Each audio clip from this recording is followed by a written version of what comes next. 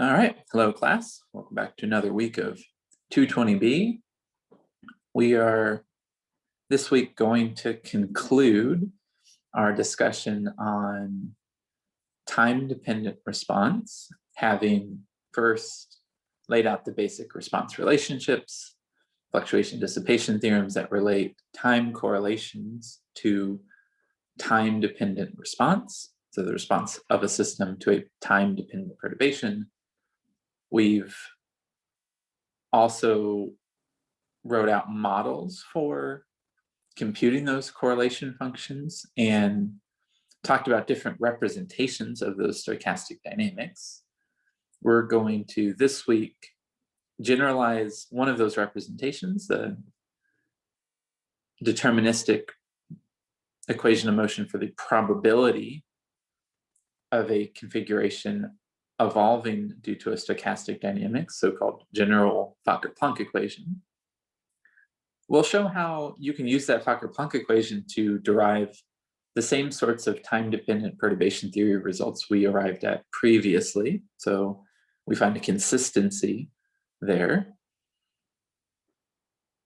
And we'll note an interesting symmetry that emerges in this lecture due to perturbing about an equilibrium state, one in which there is time reversal symmetry.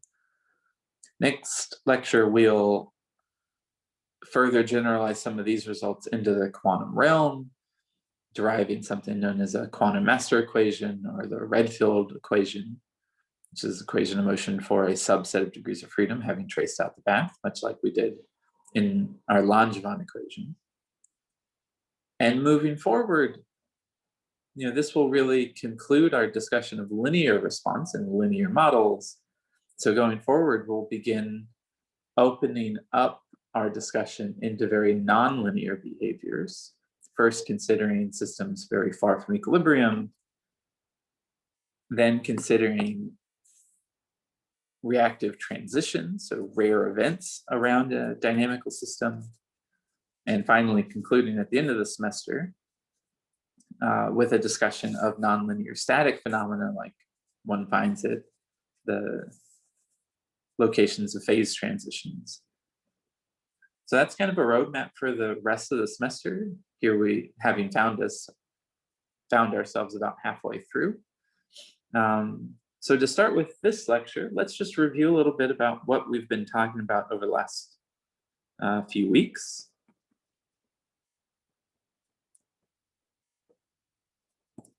So we have derived essentially a zoo of stochastic differential equations that tell us how a subset of degrees of freedom evolve, given that they are coupled weakly to a path.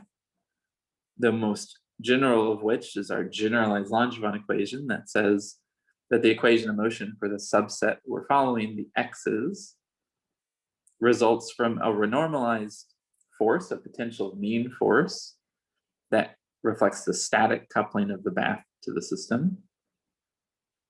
And in addition, there are dynamical effects, like a dynamic friction, a memory that acts to dissipate energy through this time-dependent friction gamma, and a random force that puts energy back in.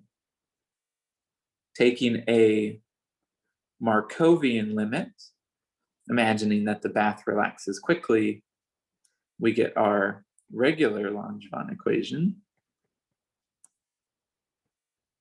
in which this friction is now just a number, not a function of time, but still opposes the velocity. Still dissipates energy, for which the random forces have to add it back in.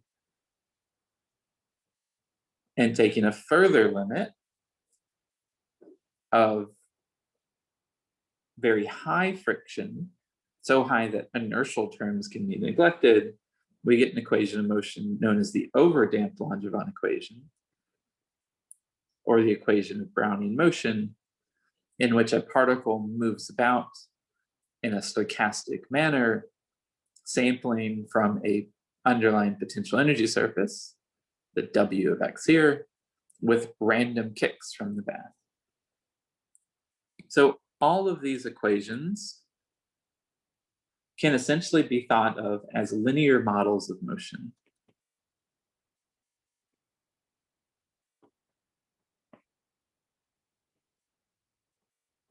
In much the same way that our Gaussian field theories were linear models of structure. There are approximations under the hood, like linear response, like underlying Gaussian fluctuations, here of the bath in time, previously of the surroundings in space.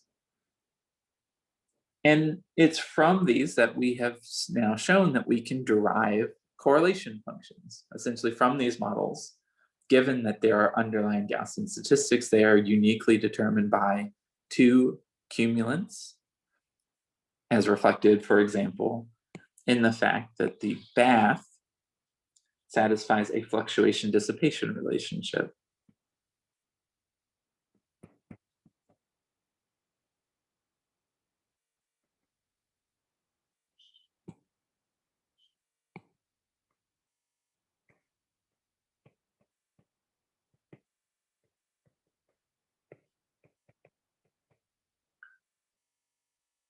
Is often referred to as the second fluctuation dissipation theorem.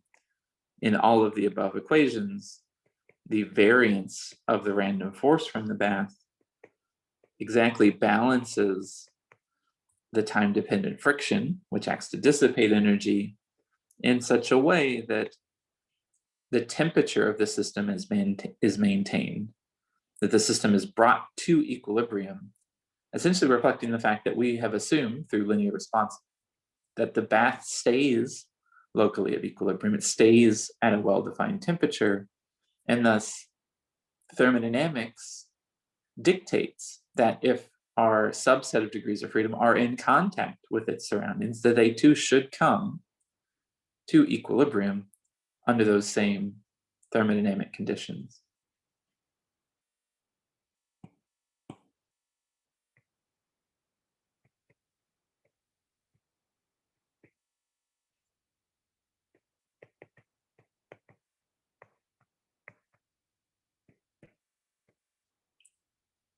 That the fluctuations of the bath are uniquely specified by two cumulants, the variance of the random force and its mean being 0, tells you that this is a Gaussian model. It is a, it's a Gauss, it has underlying Gaussian statistics, and thus we should imagine that we can deduce from it the second cumulant of motion about this dynamic, generated from this dynamics, like what this implies for the velocity autocorrelation function, something we've worked out previously. So these stochastic equations of motion generate trajectories that depend not only on their initial conditions, but on the sequence, the specific sequence of random forces that happen to act on it in that realization of that trajectory. As a consequence, if I start in the same point and just evolve the dynamics over and over again, up to some observation time t, I will actually generate an ensemble of trajectories as different realizations of that force push the particle in different, the system into different positions. The equation of motion for that distribution is known as the Fokker-Planck equation.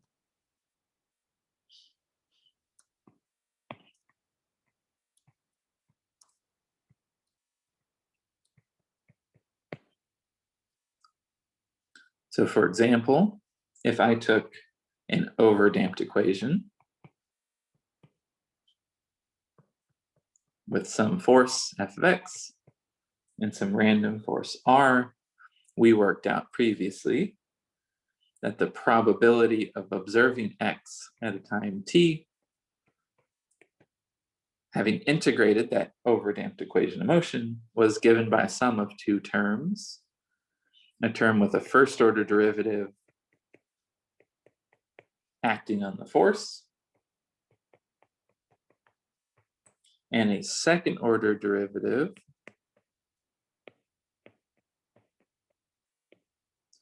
being multiplied by the diffusion constant.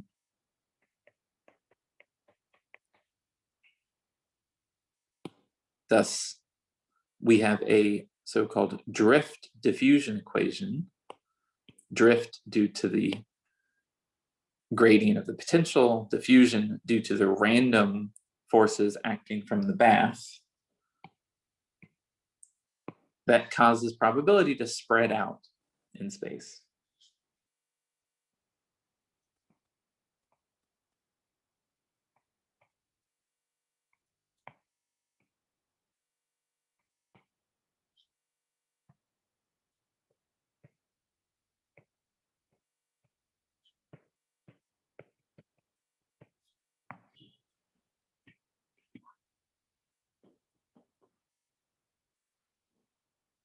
So the Fokker-Planck equation and the Langevin equations we wrote down just a second ago are dual.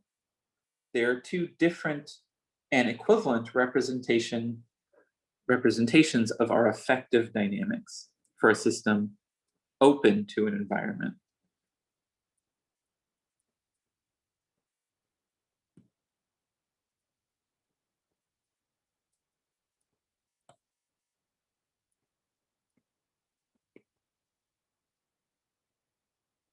So I can choose, as is convenient, to think about an ensemble of trajectories given different stochastic realizations, reflecting the random forces that act on that particle. Or I can think about evolving that distribution with the Fokker-Planck equation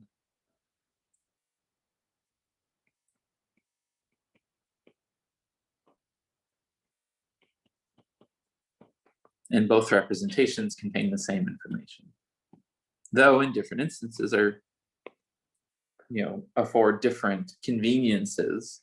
Some calculations are easy to do in one representation, others in the alternative.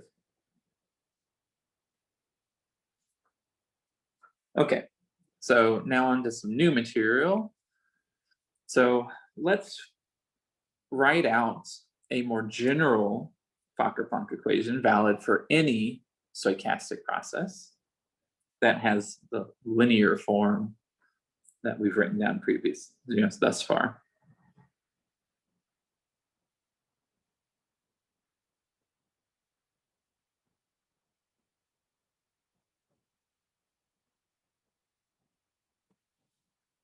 Okay, so let's imagine we have some dynamical variable A,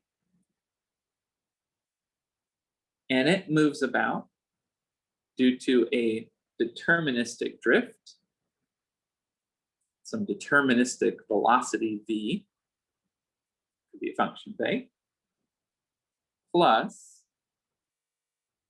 a random force that could also, in principle, be a function of A, and call it B.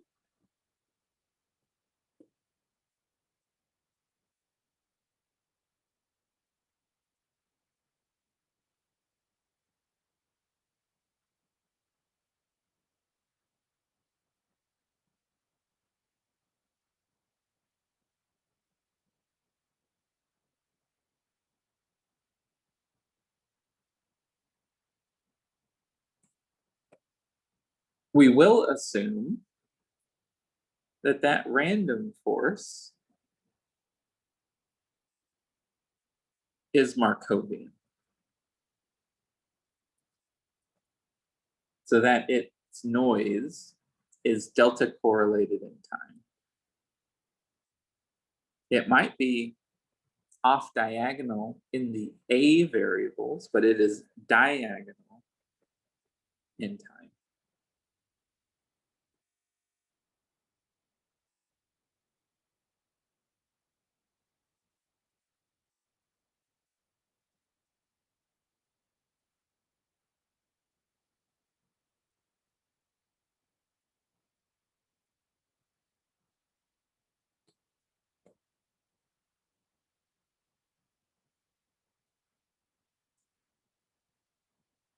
Now, from our Liouville equation,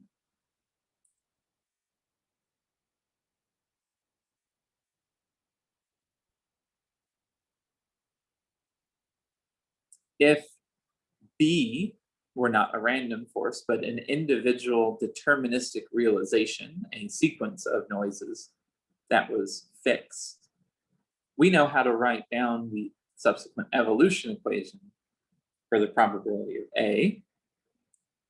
So the probability of A at T, given a realization, let's call this,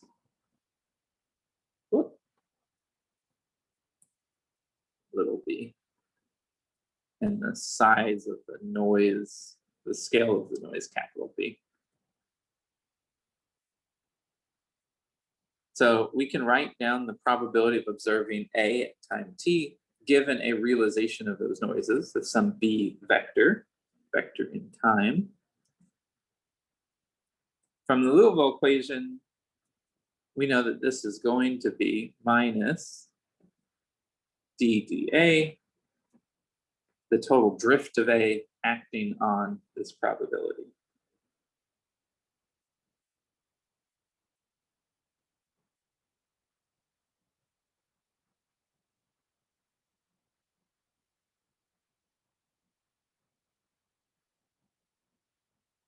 And as we did before in the derivation of our Smolakowski equation, we could insert that velocity, expand to second order, and note that the Gaussian process is uniquely described by those two cumulants.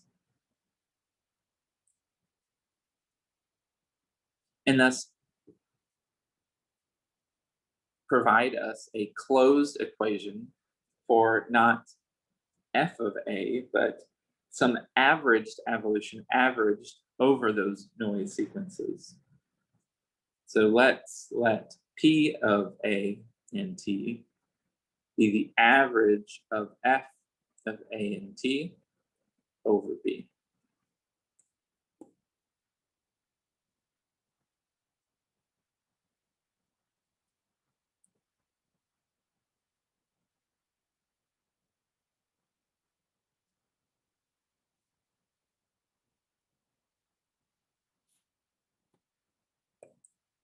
So following the same derivation we did last time, we will find that now the probability of A at T is given by the solution of an equation, in which case we have the deterministic drift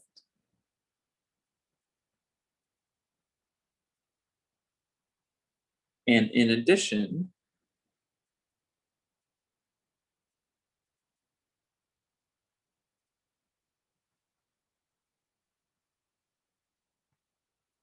a diffusive piece that now may in principle depend on A.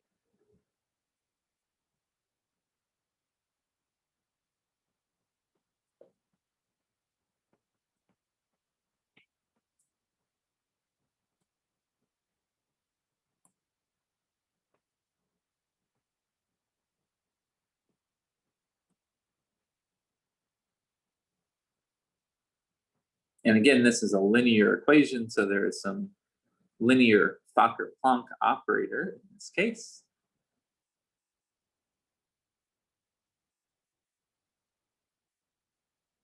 That describes the evolution of that probability distribution. And this is what is known as the Fokker-Planck equation most generally.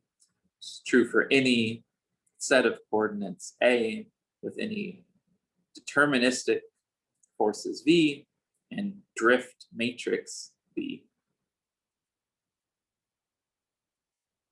So to make this a little bit more concrete, let's imagine taking our Langevin equation and asking for the associated Fokker-Planck equation. So in the Langevin equation, we have two equations of motion. The x dot is the velocity, and or the momentum divided by p, and the momentum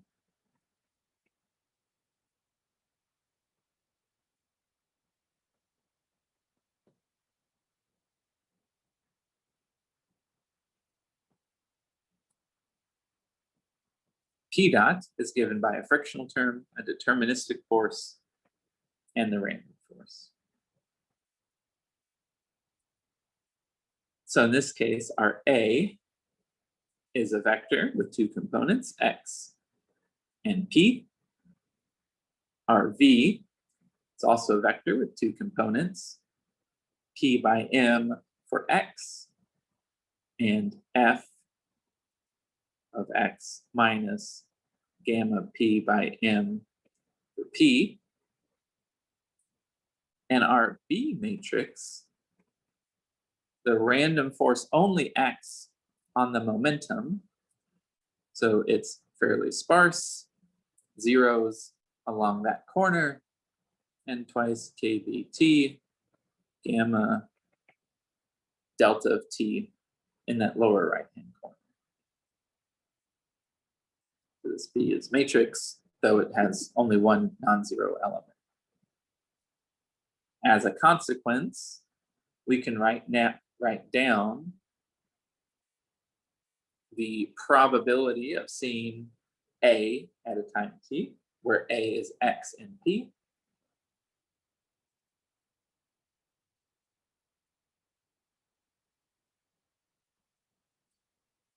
For these notes, let's do a swap. I probably should have. The p's will get a bit confusing. So let's redefine the average evolution with our f instead of with p,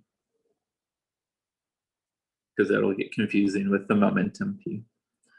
So let's write down the Fokker-Planck equation df a at t, where again this is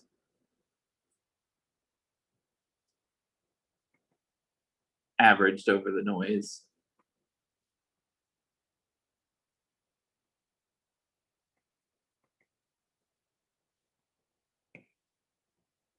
Just for notational purposes. So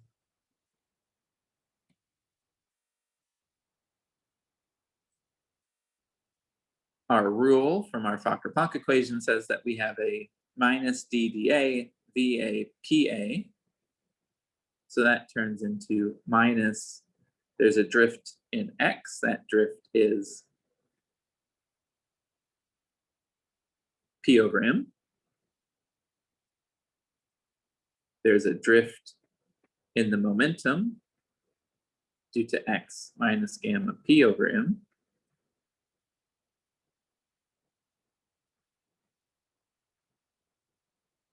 And then there's a diffusive piece that just depends on the momentum.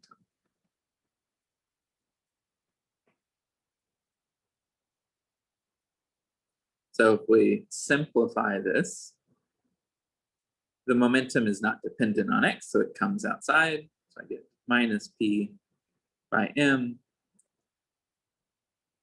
the derivative of the probability with respect to X. I get a minus F, the force, less gamma over M times P. The momentum derivative of the probability plus a current in P due to gamma over M. And I can't really simplify this momentum diffusion piece, so it stays as is.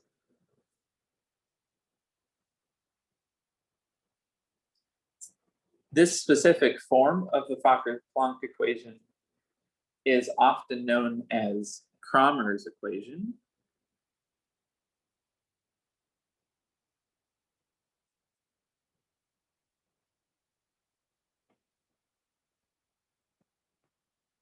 As he was the first to write it down in this specific form. Cramer's is someone who will show back up in a couple weeks when we start thinking about transition states and rare reactive events.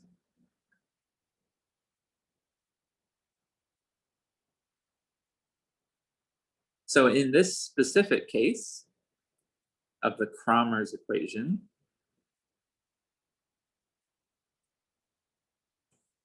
one can show that f of x and p, being a Boltzmann distribution, is a steady state.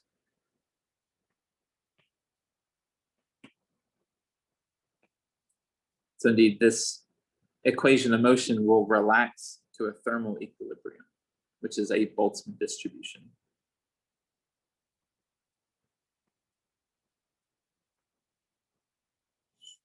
However, in general, solutions of the Fokker-Planck equation, this general form here, are very hard to derive unless we know that the drift and diffusion terms balance exactly like they do from the fluctuation dissipation relationship we have for a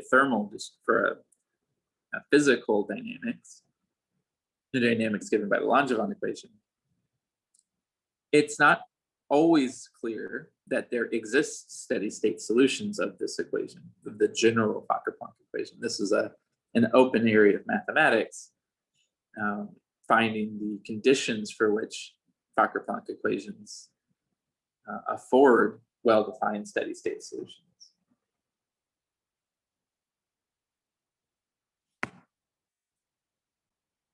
Okay, so that's a slight generalization of the Smolnikowski equation we worked out before. So now let's see what we can do with this Fokker-Planck equation. One of the most useful things we can do is understand how to use it to determine a different perspective on time-dependent perturbation theory, on our linear response theory.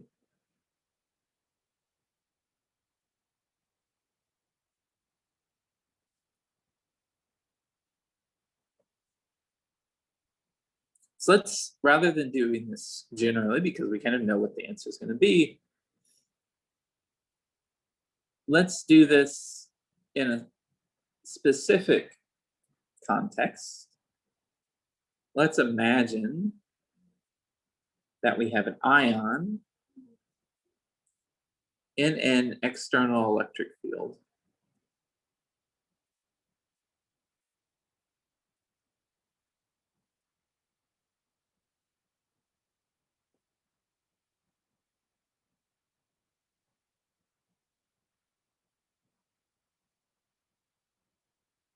That's moving about in the solution.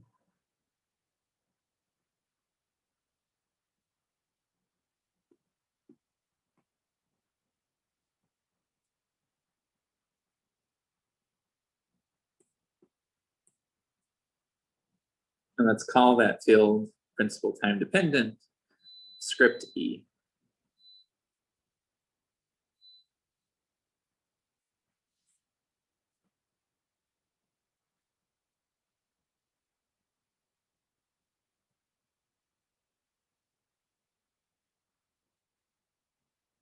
Now, one of the things that the Fokker-Planck equation and this way in which we'll derive linear response is slightly more convincing than what we've done previously is our previous derivation of linear response. We took a closed system and added to it a time-dependent force. Well, as we described with our absorption calculation, that system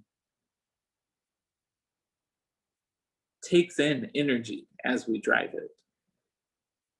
If the system is closed, the energy of that system then, therefore, will continue to increase. It is not at all clear under what conditions that increase is benign. If I drove it for an infinitely long amount of time, it's not actually obvious whether or not it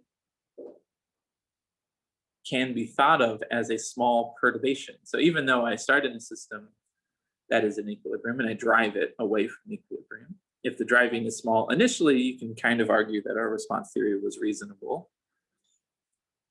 But how do you think about the buildup of that perturbation over time if it's continuous? Maybe one could make statements like, well, if the system is actually infinitely big, then adding an infinite amount of energy is just adding infinity and infinity. This is not a big problem.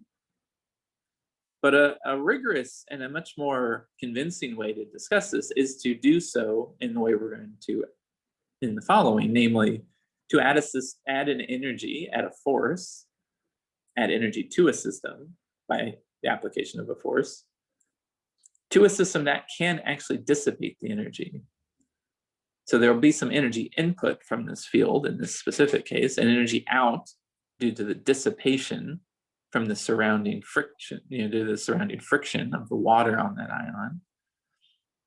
Energy in, if it balances energy out, then there will be a steady state in which there is no continuous buildup of energy. And indeed, that's what we'll find here. Okay, so for this ion in a time-dependent field, we know from the assuming a Markovian description that it will obey a Langevin equation,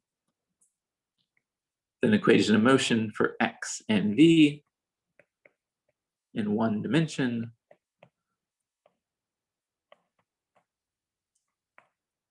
like so. So the added force to the system is the charge of the ion Q times that field. Let's give the noise the variable eta, its mean is 0, and its time correlation functions are delta correlated as we've assumed it's Markovian.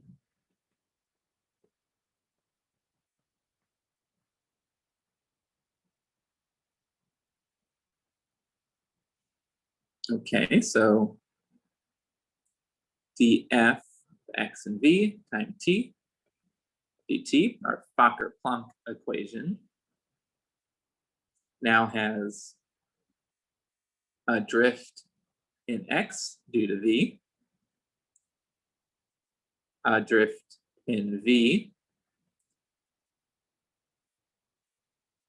due originally to the friction and an original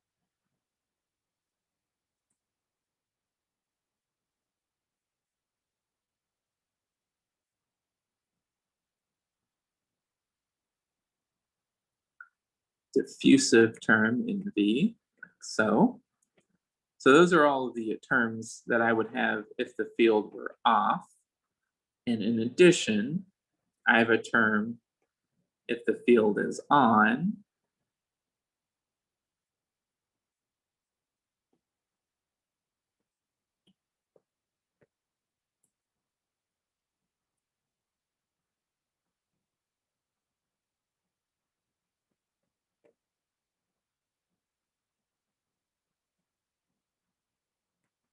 Like so. So this piece is the piece that I'm adding to my initial equilibrium system. That's the perturbation. This piece is what describes the evolution of the probability density in the reference system.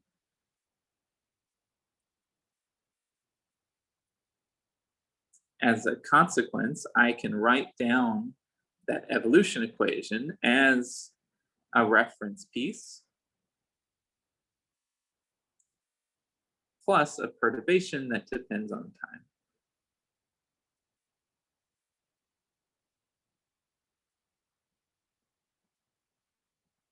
Where these L's are my Fokker-Planck operators decomposed into the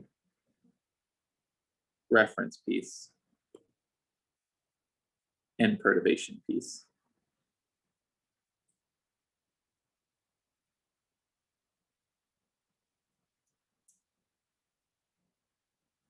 Okay, up till now everything is exact, but now let's imagine that the field is small.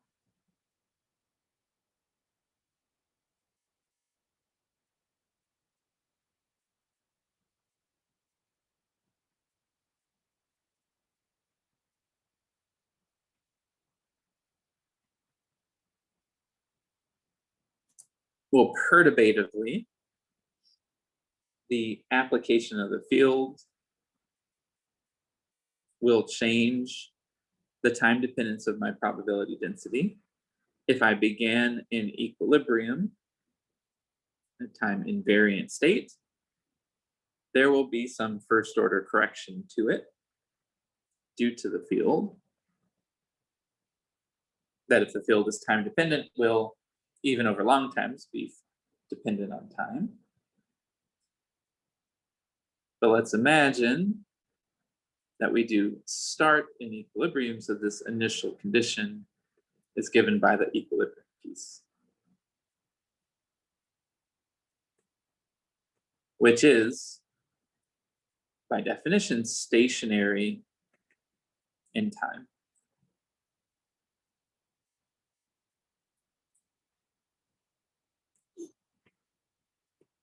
At least under the action of that reference operator.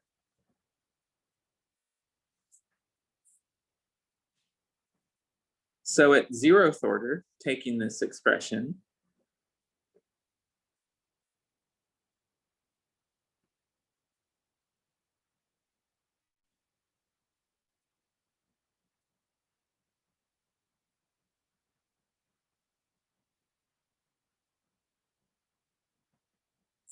if we were to insert this change to the probability density, keeping only terms 0th order, well, we don't go anywhere. There's a first order piece in the strength of the field that has two contributions. There's a contribution due to the change in the potential,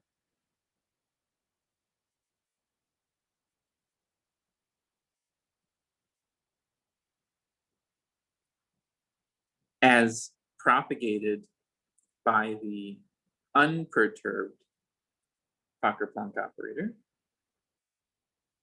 And there's a piece due to the perturbed Fokker-Planck operator that acts on the unperturbed, or the original reference probability distribution.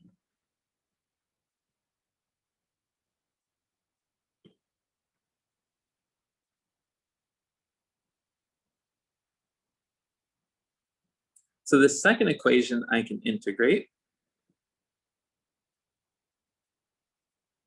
Delta F of x, v, and t is equal to, I can treat the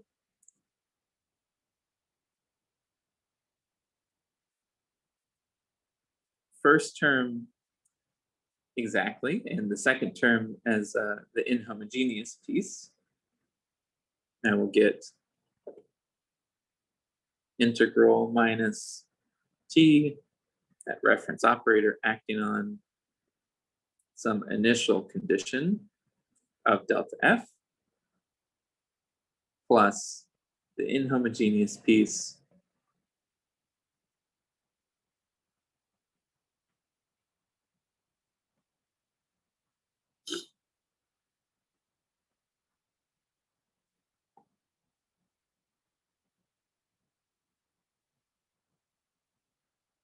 like so.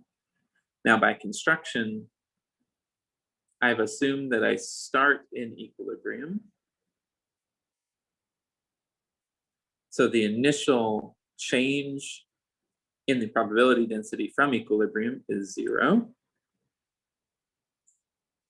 which reduces the equation of motion for the change in the probability distribution as that contribution just from this integral.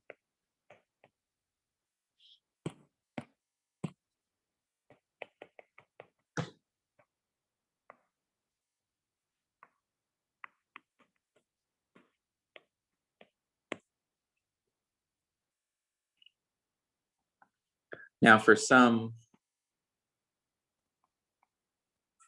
observable A, the average of A in T is always given by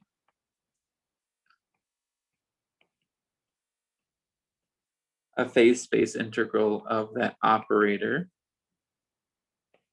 integrated with some time-dependent probability density.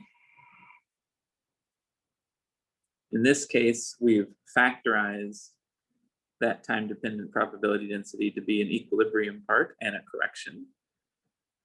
And thus, we have an equilibrium part of A plus a correction due to the change in the probability density under the field.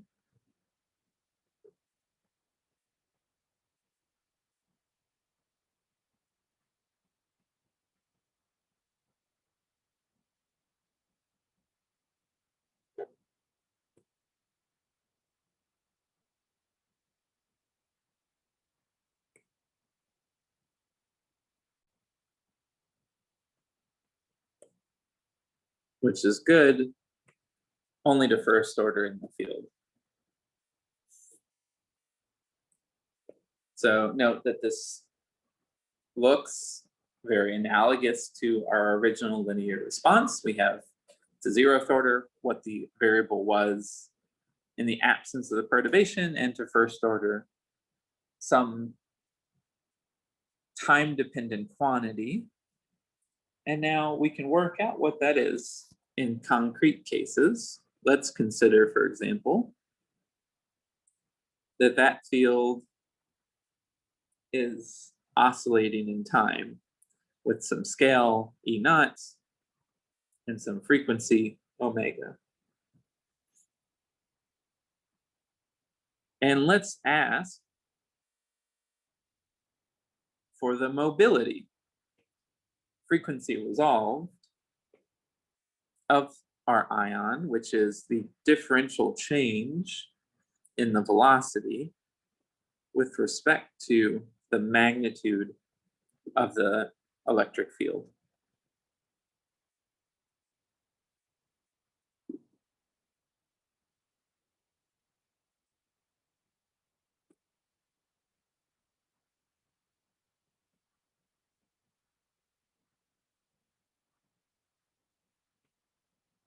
So that mobility is the observable we care about. Well, to compute it, we need the average of the ion velocity under the field.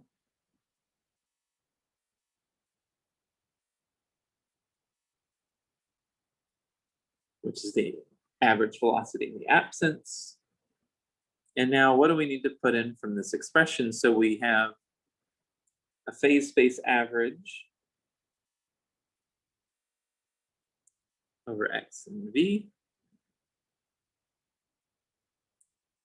That change in the probability distribution, we have a concrete expression for. That's this here.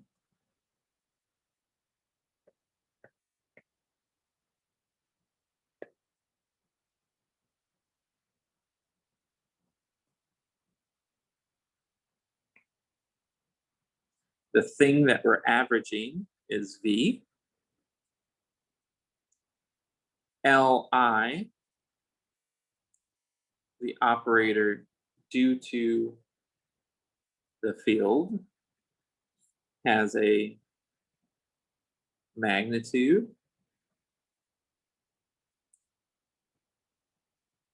cos omega t and a derivative with respect to V. That's what we got up here.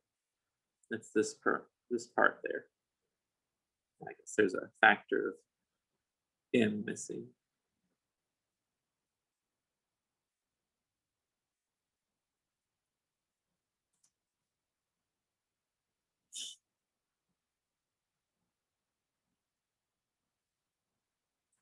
All right, so to evaluate this, I need to know how a derivative of the velocity acts on the equilibrium potential. But that's something we know. If we start in equilibrium, the velocity dependence is given by minus beta mv squared by 2.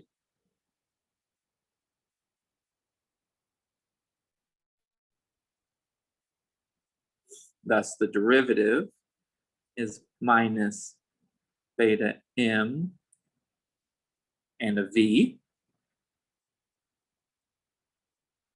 And I get the equilibrium distribution back. So plugging that in, v at t, well, this piece is 0. Ion doesn't go anywhere on average in equilibrium. The beta comes outside, the m's cancel. I have beta q, the strength of the field. I have a phase space integral, x and v, an integral in time from 0 to t, v, this propagator,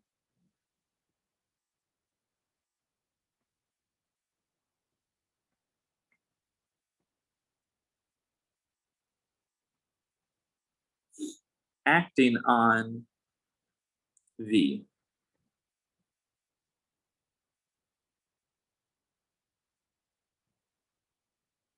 Now that propagator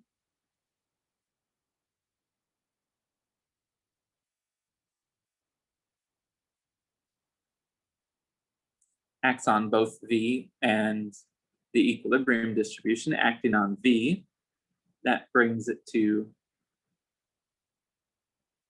v of, so these are all initial conditions because it was the distribution that was changing in time. So acting on v, that propagates it to t prime minus t. Acting on the equilibrium distribution, that leaves it invariant.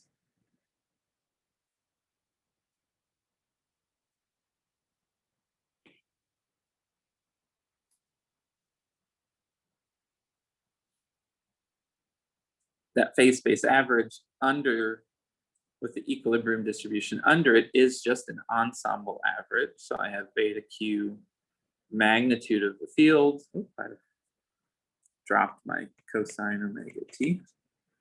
And under now a time integral from 0 to t is this cos omega t.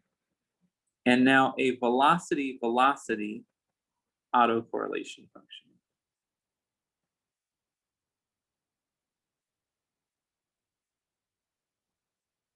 Isn't that cool? So the mean velocity in the presence of a time varying field, the mobility of the particle, or how fast the particle moves in the presence of the field, is just given by the characteristic velocity fluctuations evaluated in equilibrium. Or in terms of the mobility, taking the derivative with respect to the magnitude, noting that this is a frequency dependence, has a frequency dependence, I get beta q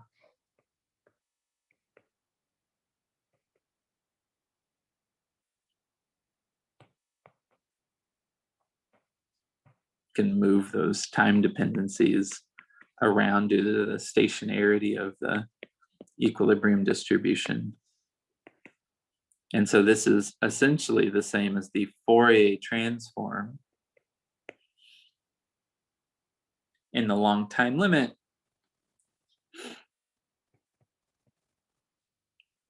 of the velocity autocorrelation function.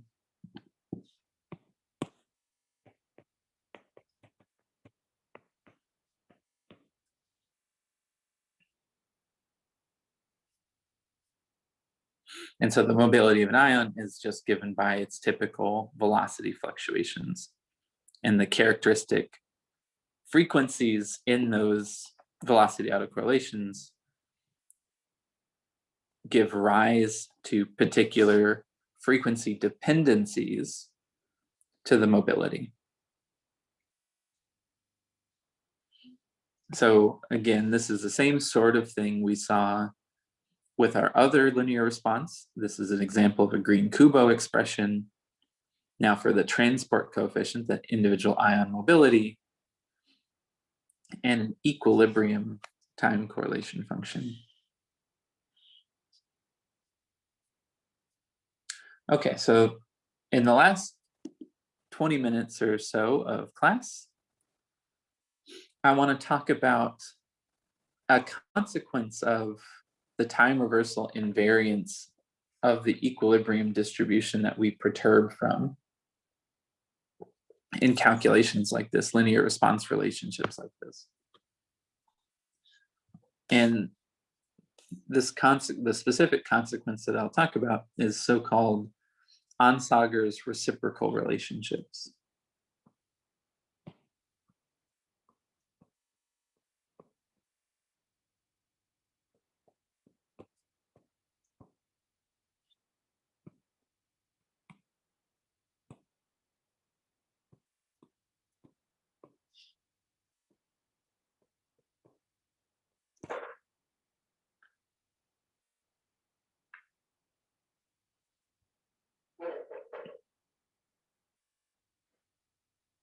So this is actually the idea that got Onsauger the Nobel Prize.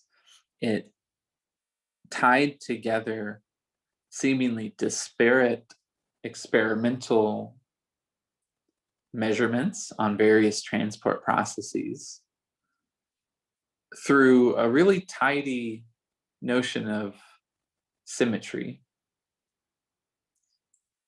To understand them, we first need to take one little detour and work out, it's a pretty simple-minded generalization of what we've done so far, which is multivariate time-dependent response.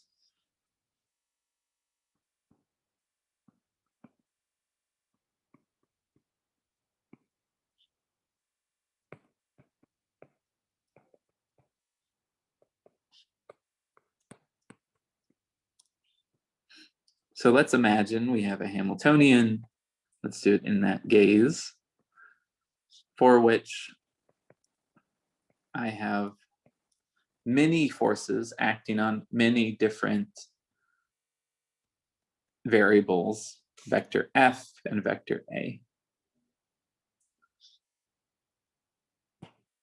So again, H naught is some reference. This is an N component perturbation, where that F we're imagining has some time dependence.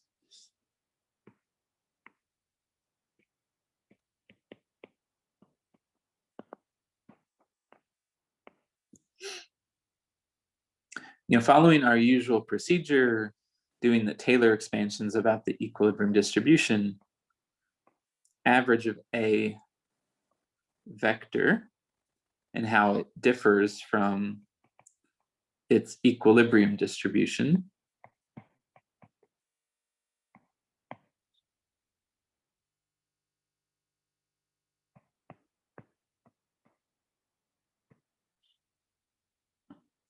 Is going to be to first order an integral over time, a response function tensor, multiplying the vector of forces F. That's the sort of structure we would expect to find in our in a multi-component response.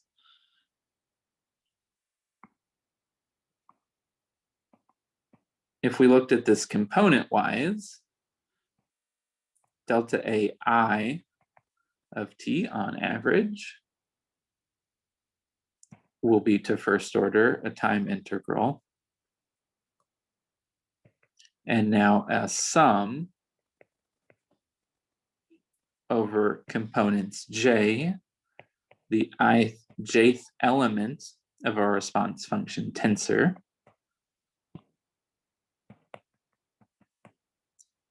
dotted into the jth time-dependent force, or multiplied into that. That's essentially, these are then, at this point, just definitions of the response function tensor. If we were to relate it to time correlation functions,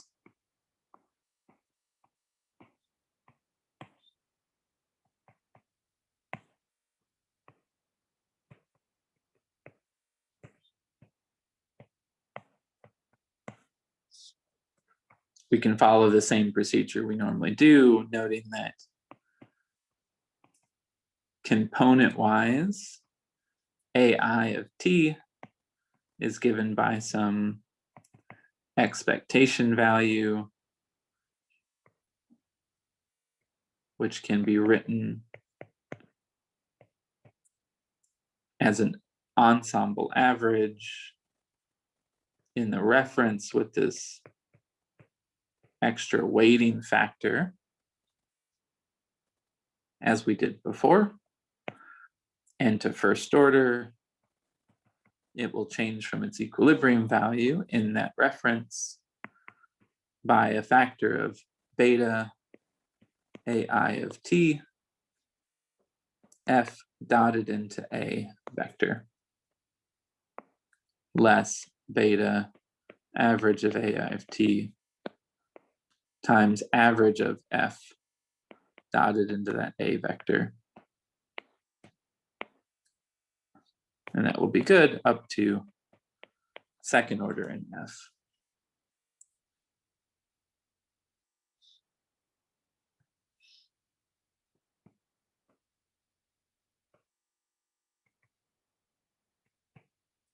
Or again, expanding that dot product into a component-wise sum, delta AI of t dynamically averaged is equal to beta sum over all components j, the force f of j, and the time correlation functions between component I at t and component j at 0. Or that the response function for the ith jth component of that response function tensor is minus beta. Again, we'll have factors due to causality and our differential relationship such that we kill the integral, and this cross correlation function.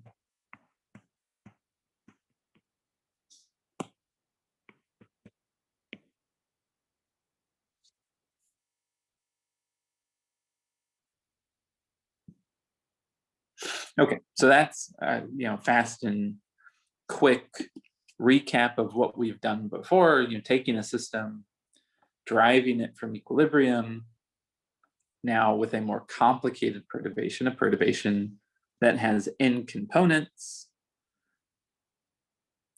We can define a response tensor.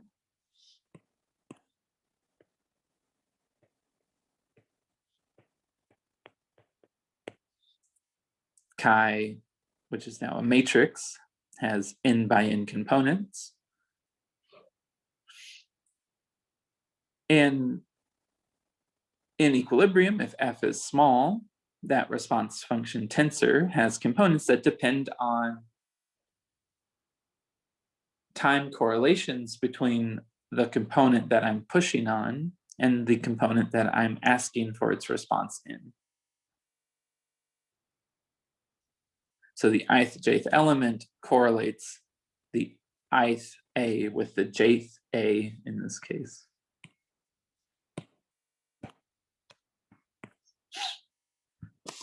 Now, that's the ith jth component, again, the response that allows us to predict how AI changes due to a force acting on AJ. If we were to reverse the indices,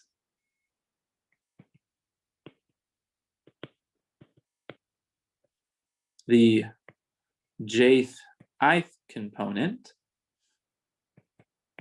well, beta is independent of I and j, theta is independent of I and j. The only thing that changes is which one of these is at 0 and which one of these is at t.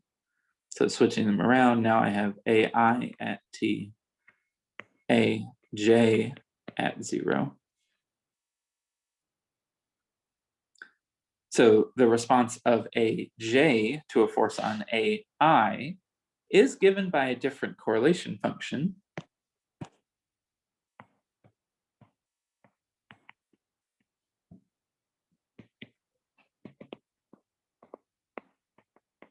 Right? In fact, it's natural to ask,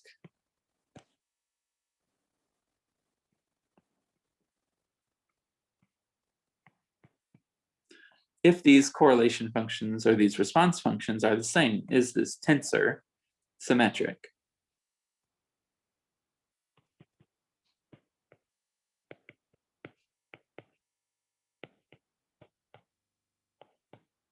Or under what conditions is it symmetric? Well, that's a pretty simple question to ask.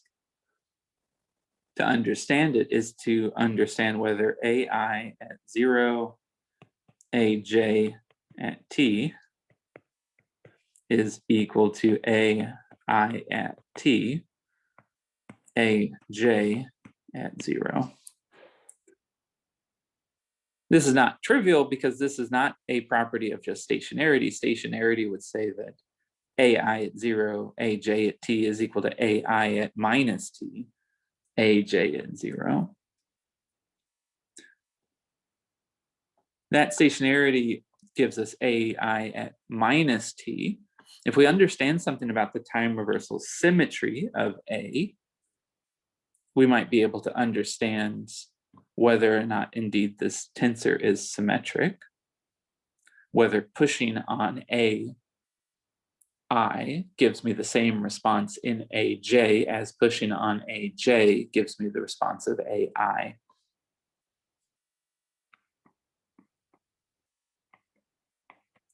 To do this, it's worthwhile thinking about the expansion of that correlation function in time.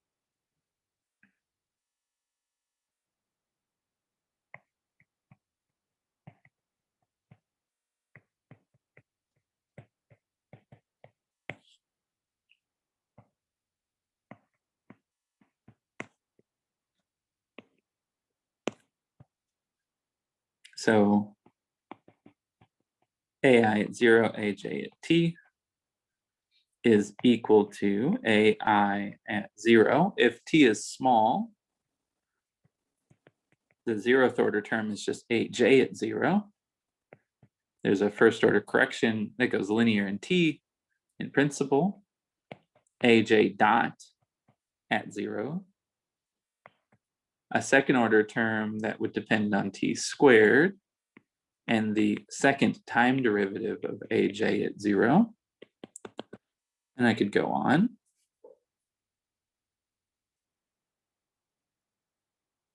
And this expansion is valid and exists so long as A is smooth.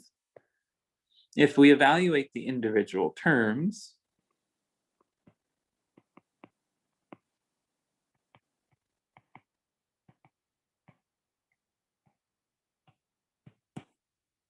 for example, AI at 0, AJ dot at 0, the linear in t term. Well, we actually already proved an identity that says that this is equal to minus AI dot at 0, AJ at 0, which is equal to 0. If AI and AJ have the same time reversal symmetry, then the stationarity of equilibrium manifests the evenness of a time correlation function of two like time reversal symmetric quantities.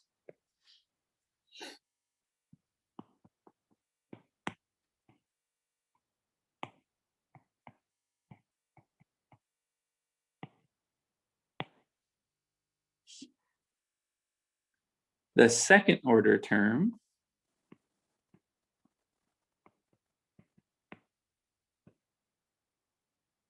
a I at 0, a j at 0 double dot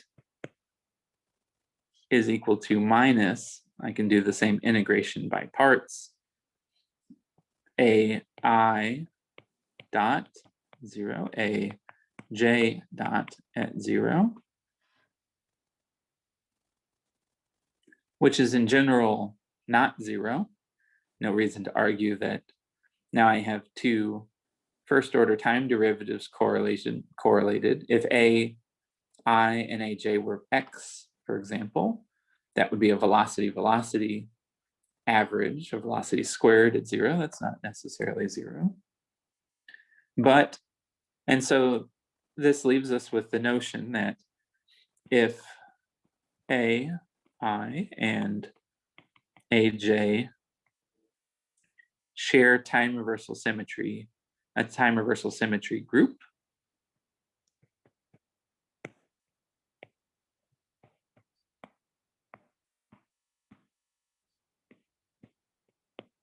namely they're both velocities, they're both positions,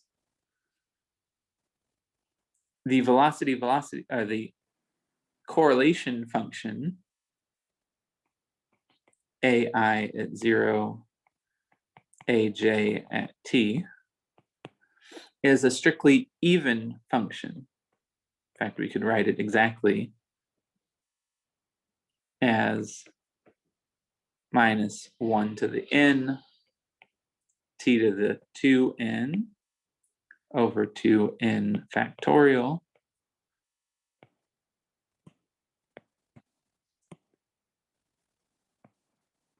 and the nth derivative of ai evaluated at 0 times the nth derivative of aj at 0.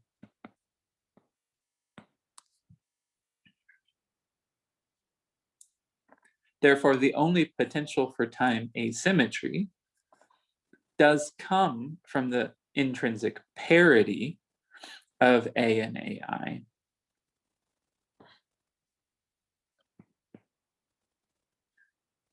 So if they're both odd or both even, ai at 0, aj at t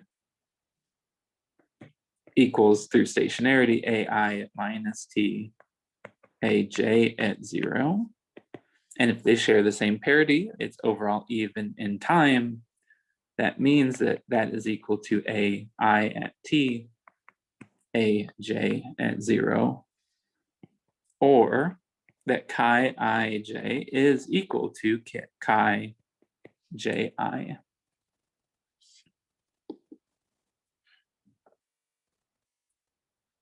So this relationship, so what did we have to note? We've noted microscopic reversibility. So we have time reversal symmetry.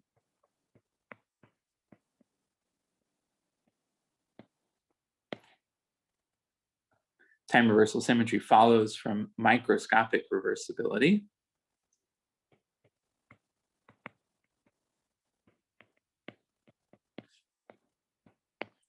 A property of an equilibrium time correlation function of variables with the same parity in time.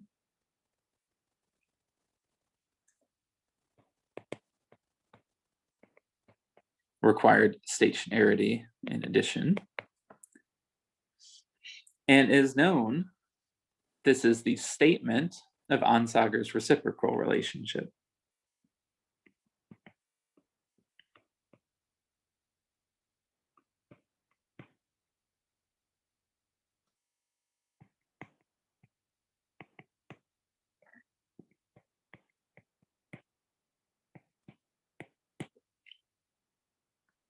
To which you might say, he got a Nobel Prize for that? That seemed reasonably straightforward.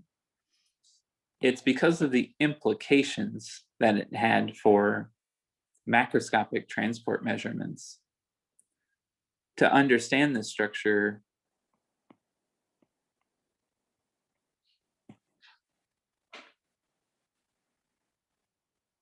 let's consider a simple case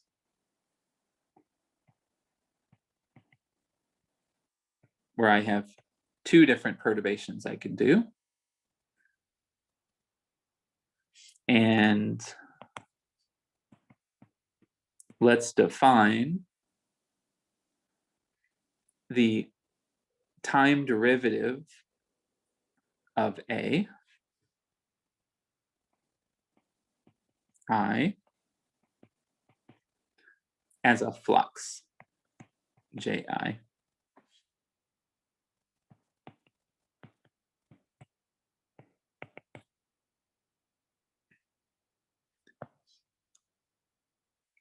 So Ji is equal to, on average, from our time-dependent perturbation theory, a sum over components J, Fj, chi ij. If F is constant, for example,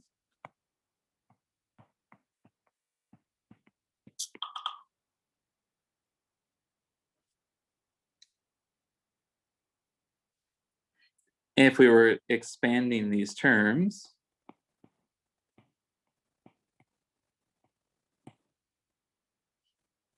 that would mean that J1 is equal to F1 chi 1 plus F2 chi 1 2, or J2 is F1 chi 2 1 plus F2 chi 2 2.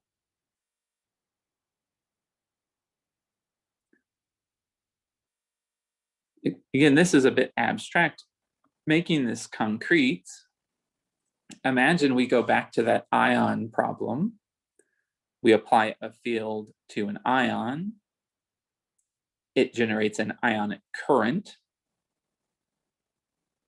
If that field or the velocity fluctuations associated with the ion are correlated with, say, the velocity fluctuations of the solvent,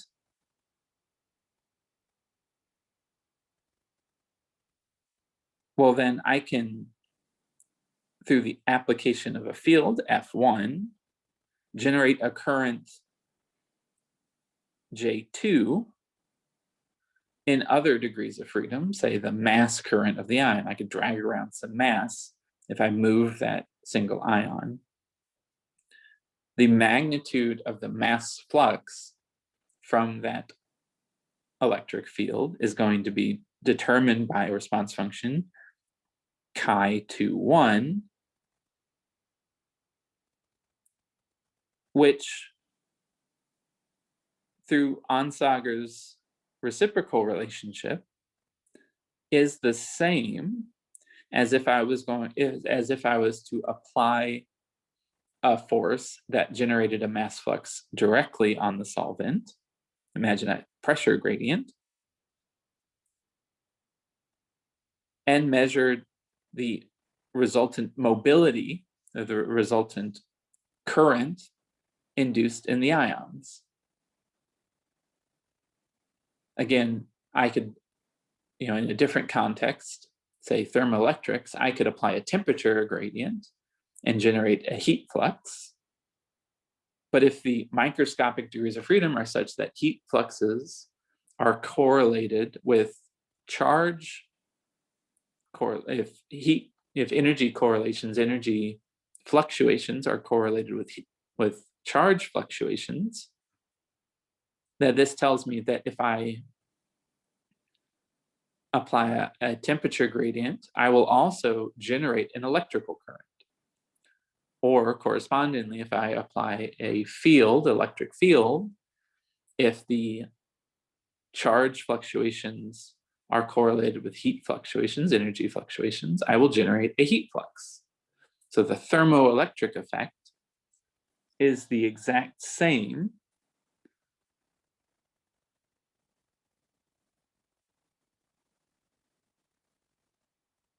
whether or not I apply a field. I get the same amount of current whether I apply an electric field on the heat current or I apply a temperature gradient and measure the electrical current that comes out. So these sorts of measurements were being done in the early part of the 20th century, and it was very surprising to people that they kept finding the same answer. This is, in some sense, a dynamical equivalent of Maxwell relationships that we observe in equilibrium thermodynamics, the apparent equivalence between two different kinds of experiments that should naively have nothing to do with each other, but through the underlying structure of the equilibrium distribution must be the same. In fact, this is exactly the same thing. When everything is evaluated in equilibrium, it is determined by thermodynamic properties. So it is, in fact, a consequence of the convexity of the equilibrium distribution that if I move in such a way to produce an electrical current and then a heat current, I get the same answer as if I produce a heat current and then an electrical current. And it is really for that identification that Onsauger won a Nobel Prize. All right, so that's all I've got for today. We'll end a couple minutes early. Next lecture, we'll do this quantum mechanically, so stay tuned for that. And I'll look forward to seeing you all in the small group discussions. If you've not already done so, please do look to schedule a meeting with me or pull me aside into in one of the small groups so that we can begin discussing term project ideas. Those should be beginning to be formulated and hopefully well established in the next couple weeks. Okay, everyone take care and stay safe.